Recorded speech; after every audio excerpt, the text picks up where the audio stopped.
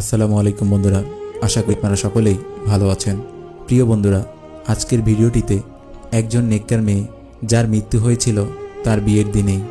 সেদিন কেন এবং কিভাবে তার মৃত্যু হয়েছিল তা আপনাদেরকে জানাবো। ভিডিওটি অবশ্যই শেষ পর্যন্ত দেখুন। পাকিস্তানের ছোট্ট একটি শহর, একটি মেয়ে ছিল যে আল্লাহ তাআলাকে ভালোবাসত, আল্লাহ তাআলার সকল আদেশ মেনে চলত এবং মেয়েটি বিয়ের জন্য প্রাপ্তবয়স্ক ছিল। মেয়েটির বিয়ের সকল প্রস্তুতি চলছিল। বিয়ের দিন সকাল সকাল তাকে গোসল করানো হলো এবং তাকে বউ সাজানোর জন্য মেকআপ আর্টিস্ট চলে আসলো, কারণ কিছুক্ষণ পরে মেয়ের বিয়ের কার্যক্রম শুরু হয়ে যাবে। তাই তাকে সাজানো হলো এবং সুন্দর পোশাক পরানো হলো। বিয়ের সকল প্রস্তুতি সম্পন্ন করা হলো।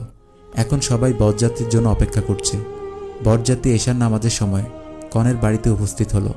মা যখন তার মেয়েকে বিয়ের আসরে আনার জন্য তার মেয়ের ঘরে গেল, তখন তিনি দেখলেন তার মেয়ে নামাজ পড়ার জন্য অজু করতে যাচ্ছে। তখন মা তার মেয়েকে বলল, এখন যদি তুমি অজু করো তাহলে তোমার সকল মেকআপ নষ্ট হয়ে যাবে। তোমার বিয়ের জন্য সকল মেহমান চলে আসছে। মেকআপ নষ্ট হয়ে গেলে তোমার চেহারা দেখতে খারাপ লাগবে, আর বিশেষ করে বউ মানুষকে সুন্দর করে সেজে থাকতে হয়। মেয়ে তারপর তার মাকে বলল, মা, আমার কাছে আমার আল্লাহর আদেশ সবার প্রথম সারিতে থাকে। আপনি চিন্তা করেন যে মেহমানের চোখে আমাকে সুন্দর লাগবে কিনা, আর আমি চিন্তা করি আল্লাহর চোখে আমাকে সুন্দর লাগতেই হবে। আমি নামাজ পড়ব। এই কথা বলে মেয়েটি অজু করতে চলে গেল এবং অজু করে নামাজে দাঁড়িয়ে পড়ল। নামাজের শেষ রাকাতে সিজদা দিয়ে সে আর উঠে দাঁড়াতে পারল না। মেয়েটি জায়নামাজে মৃত্যুবরণ করল। অনেকক্ষণ মেয়ের জন্য সবাই অপেক্ষা করল।